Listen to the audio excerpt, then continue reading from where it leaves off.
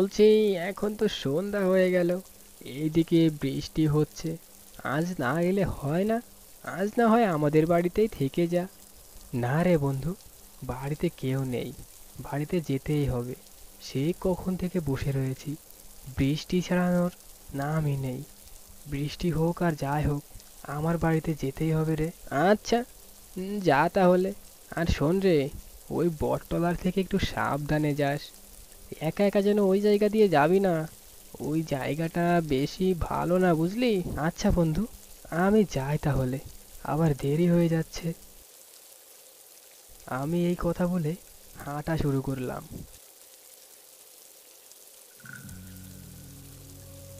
গ্রামের কাঁচা রাস্তা, সন্ধ্যায় হালকা বৃষ্টি, কুয়াশায় চারপাশ নিস্তব্ধ, যেন মনে হচ্ছে জনমানব শূন্য একটি এলাকা। একা একা হাঁটতে একটু ভয় করছে বটে, কিন্তু কি আর করার, বাড়ি যেতেই হবে যে। আমাদের বাড়িটা ওই পাশের গ্রামে, আর আমি আমার বন্ধুর বাড়িতে এসেছি। আমি কখনো এখান থেকে রাত্রে যাইনি। অনেকদিন পর আজ বৃষ্টি হচ্ছিল, তাই রাত হয়ে গেল। যাই, তাড়াতাড়ি পা চালাতে হবে, বৃষ্টিও থামছে না। মাটির কাঁচা রাস্তা, কয়েক ফোঁটা বৃষ্টিতে এই রাস্তা দিয়ে হেঁটে যাওয়া যায় না। আমি কিছু দূর আসতেই কুয়াশার ভেতরে অদৃশ্য কিছু একটা ছায়া দেখতে পাই, আর আমি সেখানেই দাঁড়িয়ে যাই। কে ওখানে? কেউ কি আছেন নাকি? এই যে, শুনছেন? কে ওখানে? ওই পাশ থেকে কোনো উত্তর আসে না। হাওয়া ফিস ফিস করে বেড়েই যায়। আমার চোখ বড় বড় করে তাকায়। আমি একটু সামনের দিকে এগিয়ে যাই। আমি একটু সামনে গিয়ে যা দেখতে পেলাম, সেটা দেখার জন্য আমি মোটেও প্রস্তুত ছিলাম না। একটা চাদরে মোড়ানো মানুষ, তার পা দুটো দেখা যাচ্ছে না, শুধু জুতোটাই দেখা যাচ্ছে। তাও মনে হচ্ছে রক্ত লেগে আছে। সেটা দেখে আমি বেশ ভয় পেয়ে গেলাম। হঠাৎ করে ওই পাশ থেকে কেউ যেন ফিস ফিস করে কিছু বলে উঠল। এতদিন পরে কেউ যেন এই পথ দিয়ে হেঁটে আসছে মনে হচ্ছে। এই কণ্ঠ শুনে আমি পুরো ভয় পেয়ে গেলাম। ছায়ার লাল চোখ জ্বলছে, জুতো দুইটা আমার দিকে ধীরে ধীরে এগোচ্ছে। আমার যেন সেখান থেকে নড়ার কোনো শক্তিই নেই, পা দুটো যেন মাটিতেই চেপে ধরেছে। পিছু হাঁটতে শুরু করলাম, কিন্তু আমি হাঁটতে পারছি না। আমি ভয়ে, আল্লাহ আমাকে রক্ষা করো, আল্লাহ আমাকে রক্ষা করো, এইটা বলতে লাগলাম। তখনই ওই পাশ থেকে আবারও বাতাসে ভেসে আওয়াজ আসলো। তুই পালাতে পারবি না, তোমার প্রতিটি পদক্ষেপ আমি শুনছি। তুই আজ বাঁচতে পারবি না। আমার এই কথাটা শুনে যেন আরো বেশি ভয় করতে লাগলো। আমি কি করবো আমি বুঝতে পারছি না। আমার পা দুটো যেন অকেজ হয়ে গেছে, আমি দৌড়াতেও পারছি না। আমি কিছু না ভেবেই ছাতাটা ফেলে দিয়ে সেখান থেকে দৌড়াতে শুরু করলাম। আল্লাহ, আল্লাহ তুমি আমাকে রক্ষা করো। কিরে, কোথায় যাচ্ছিস? দাঁড়ে, আমি আছি তোকে নিতে। হা হা হা হা, তুই দাঁড়া, আমি আসছি।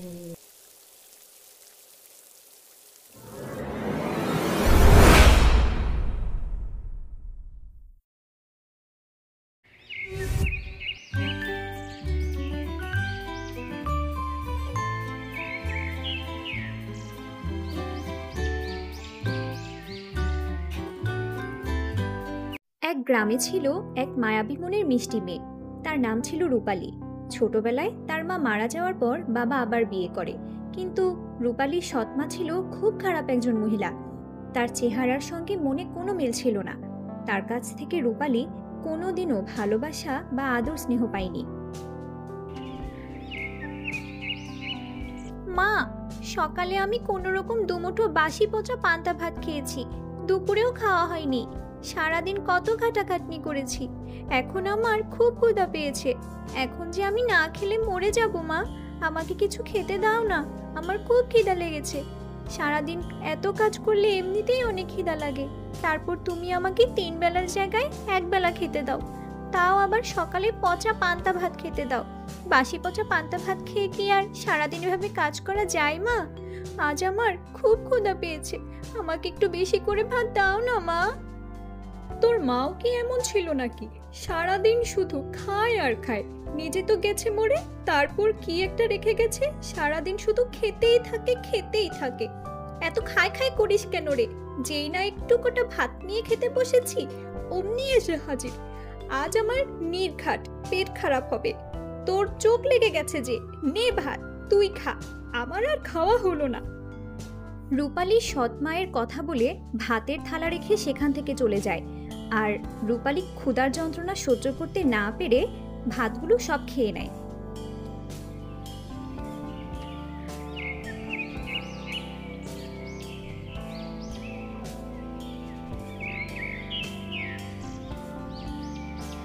কি রে রূপালী, তোর থেকে প্রতিদিনই মন খারাপ থাকে। তোর সৎমা তোকে খুব অত্যাচার করে, তাই না? তোকে দেখলে যে আমার খুব কষ্ট হয় রে। তোর জীবনে কত দুঃখ, আমার যে তোকে দেখলে খুব খারাপ লাগে রে। আমার যদি তেমন সাধ্য থাকতো তাহলে তোকে আমার সাথে নিয়ে আমার বাড়িতে নিয়ে রাখতাম, আমরা দুজনে একসাথে থাকতাম, কিন্তু কি করব, সেটা তো আর হবে না। আমারও মাঝে মাঝে মনে হয় সবকিছু ছেড়ে দিয়ে দূরে কোথাও চলে যায়, কিন্তু কোথায় যাব? আমাদের যাওয়ার মতো কোনো জায়গা নেই। দেখ, তোর মামার বাড়ি আছে, কাকা বাড়ি আছে, আর আমার নিজের আপন বলতে কেউ নেই। কারো কাছে গিয়ে মনের একটু কষ্টগুলো বলবো, কেউ আমাকে বুঝবে এমন কেউ আমার নেই, কেউ নেই। তুই কাঁদিস না রে রূপালী, তোর কান্না যে আমার সহ্য হয় না রে। কে বলেছে তোর কেউ নেই? এই যে আমি আছি, তুই তোর মনের কষ্টগুলো আমার সাথে খুলে বলিস, আমি আছি, তুই কষ্ট পাস না রে। দেখিস সব ঠিক হয়ে যাবে একদিন। তুই আছিস বলেই আমি এখনো বেঁচে আছি রে। আমার এই দুনিয়ায় মন খুলে কথা বলার মতো কেউ নেই। আমি যেটুকু কথা বলি তোর সাথেই বলি, একমাত্র তুই আমাকে বুঝিস রে, তাছাড়া কেউ আমার কথা শুনতে চায় না। আমি কি এতটাই খারাপ রে যে কেউ আমাকে পছন্দ করে না? আমি আমার মায়ের সব কাজ করি, তাও আমার মা আমার সাথে কখনো ভালো করে কথাই বলে না। আচ্ছা, সৎ মা তো পর হতে পারে, কিন্তু তোর বাবা তো তোর বাবা, তোর আসল বাবা। তাহলে সে তোর কোনো খোঁজ খবর নেয় না, তোর সাথে ভালো করে কথা বলে না? বাবার কথা আর কি বলবো, মা বাবাকে যা বোঝায় বাবা তাই বোঝে, বসে থাকে সারাদিন জমিদারের সাথে ঘুরে বেড়ায়, আর যেটুকু সময় বাড়ি আসে মা বাবাকে যা বোঝায় তাই বুঝে আবার চলে যায়। বাবা তো মনে করে আমি খুব সুখে আছি। তুই তোর বাবাকে কিছু বলিস না? বলবো কি করে? বাবার সাথে যদি আমি কথাই বলতে না পারি, বাবার সাথে যখনই কথা বলতে চাই তখনই মা এসে বাধা দেয়। বাবাও তেমন আমার কোনো কথাই শুনে না। সাথী, বাড়ি যেতে হবে, তা না হলে আবার বকাবকি শুরু করে দেবে।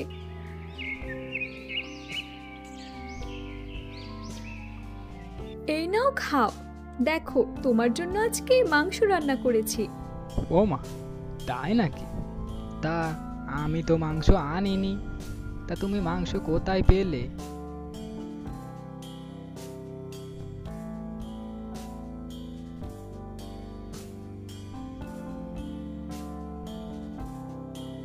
রূপালীর বাবা মা যখন ঘরে বসে ভাত খাচ্ছিল, ঠিক তখনই রূপালী ঘরে চলে আসে।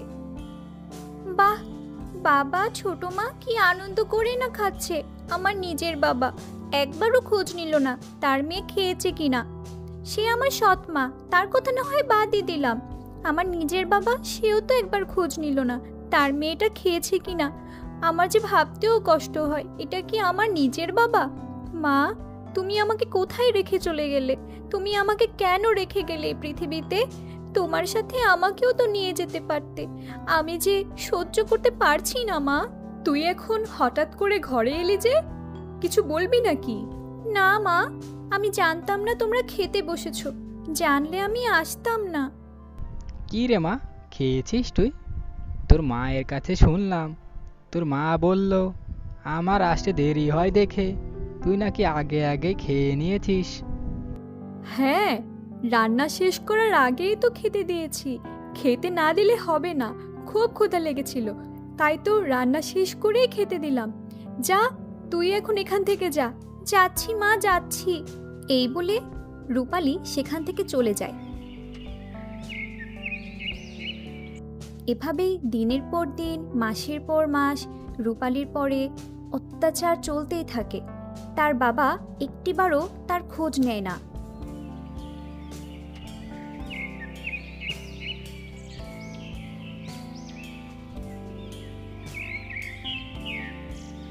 কি রে রূপালী, তুই সাথীকে কি বলেছিস?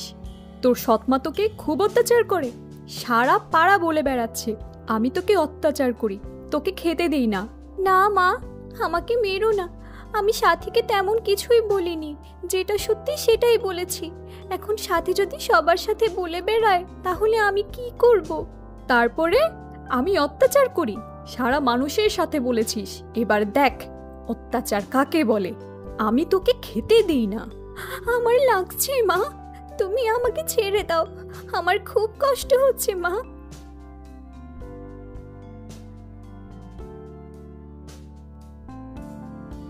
আমি আমার মনের কথা একটু কারোর সাথে খুলে বলবো, তাও পারি না।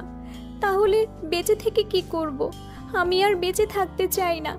আজই আমি বাড়ি ছেড়ে সরে যাব। যেদিকে দু চোখ যায় সেদিকেই চলে যাব। রূপালী এই কথা বলে বাড়ি থেকে বেরিয়ে চলে যায়।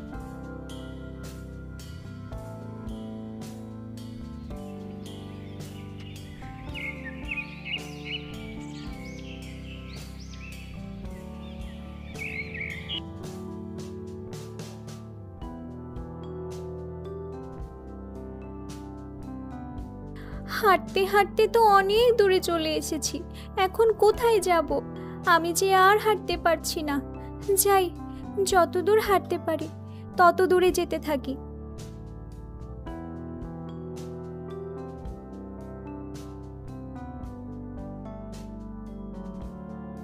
পাশে একজন বৃদ্ধাকে দেখা যাচ্ছে। ওটা মনে হচ্ছে খুব অসুস্থ হয়ে পড়ে আছে। যাই, তার কাছে গিয়েই বসি। পানি, পানি, কেউ একটু পানি দেবে? আমাকে একটু পানি দেবে? আমার যে খুব কষ্ট হচ্ছে। আমার যে খুব পানির তৃষ্ণা লেগেছে। কেউ একটু পানি দেবে? লোকটিকে দেখে মনে হচ্ছে খুব অসুস্থ। লোকটি মনে হয় পানি খাবে। আপনি একটু অপেক্ষা করুন, আমি পানি আনছি। রূপালী কথা বলে পানি আনতে চলে যায়।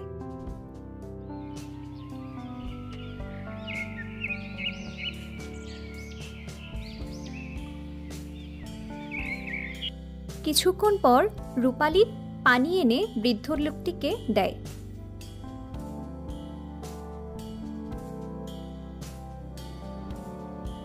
মেয়েটাকে সকাল থেকেই দেখছি না, কোথায় গিয়ে বললো কে জানে। আসুক আজকে বাড়ি, কাজ না করে ঘুরে বেড়ানো, দেখাবো মজা। ঘুরে ফিরে আসবে আর শুধু খাই খাই করবে। তুই কে রে মা? আর এই ঘন জঙ্গলে কি করছিস? এই জঙ্গলে তো সহজে কোনো লোক আসে না রে। আমি যে এক অভাগা, আমার যে কেউ নেই। আমি জন্মের সময় আমার মা মারা গিয়েছে। আমার বাবা আরেকটি বিয়ে করেছিল, কিন্তু আমার ছোট মা আমার উপর খুব অত্যাচার করে। আমি সহ্য করতে না পেরে বাড়ি ছেড়ে চলে এসেছি। শোন রে মা, তুই বাড়ি ফিরে যা, দেখবি সব ঠিক হয়ে গেছে। তোর ছোট মা তোর উপরে অত্যাচার করতে পারবে না। যা রে মা, এখন ঘরের মেয়ে, ঘরে ফিরে যা। আমি বাড়ি ফিরে গেলে আমার সৎ মা আমাকে খুব মারবে, তাই আমি আর বাড়ি ফিরতে চাই না বাবা। যা মা, ভয় পাস না, বাড়ি ফিরে যা, দেখবি কেউ আর অত্যাচার করতে পারবে না। বৃদ্ধার কথা মতো রূপালী বাড়ি চলে আসে।